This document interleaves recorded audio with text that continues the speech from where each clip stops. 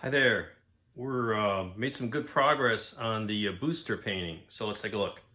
What, as typical with resin kits, it's many rounds of primer, putty, sanding, putty, primer, sanding, primer, putty. Anyway, there was a lot of issues getting the panel lines versus seams correct in the pod areas on the top and the bottom, cleaning up the nose areas, checking the lengths of these attached tabs. Some of them were too long and there's a notch I had to cut into these because there's interior support. They're giant trenches. I had to hand paint some of them. It's not perfect, but I'm tired of it. It's going to be good enough. So now this is basically all primer, and I'm just going to go with it. It's very smooth. This is the first time I'm using Mr. Surfacer 1000 white out of a spray can. I've been using a lot of Tamiya, and I thought I'd try this. I got it from an online shop, and it's smoother than the Tamiya flat white. This is kind of a satin finish. The difference may be that I've been shooting this here inside in my airbrush instead of outside on the back porch, because I tend to shoot rattle can outdoors because the stuff gets everywhere and it's rather smelly. But we've been having record heat here in the Phoenix area. We're over 50 days of 110 degrees or higher.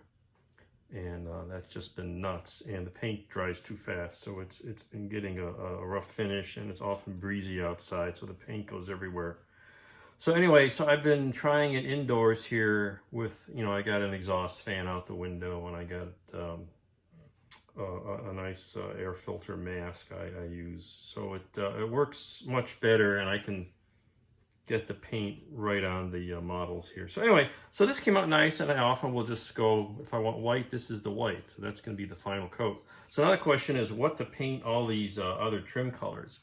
Over the last year or so, I've been keeping tabs on various shades of gray on a little card, and I kept notes, of course, because I'm writing this all up, on what I did on the smaller builds.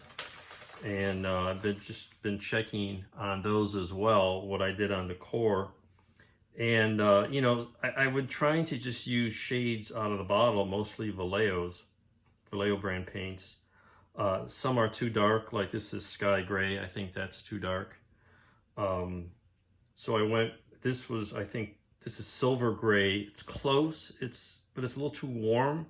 If you look at some of the pictures, it's a little cooler shade of gray, but it's very, very subtle. The sky gray is closer, but it's too dark. So what I did on another one, I went 50-50 white with sky gray, and that's close, but I think it's still a little too dark. I think what I'm going to do, and I'm sorry, let me back up. The nose on the core that I built for the large one, I went with Mecha white gray. And that's good because it's pretty faint. It's barely noticeable in other shades. So I think I'm going to go with that. So I think I'm going to use this white gray for the little, the very nose tip, the little, I don't know what these are, thruster pods, let's call them, on the sides. And then I'm going to go with two shades for the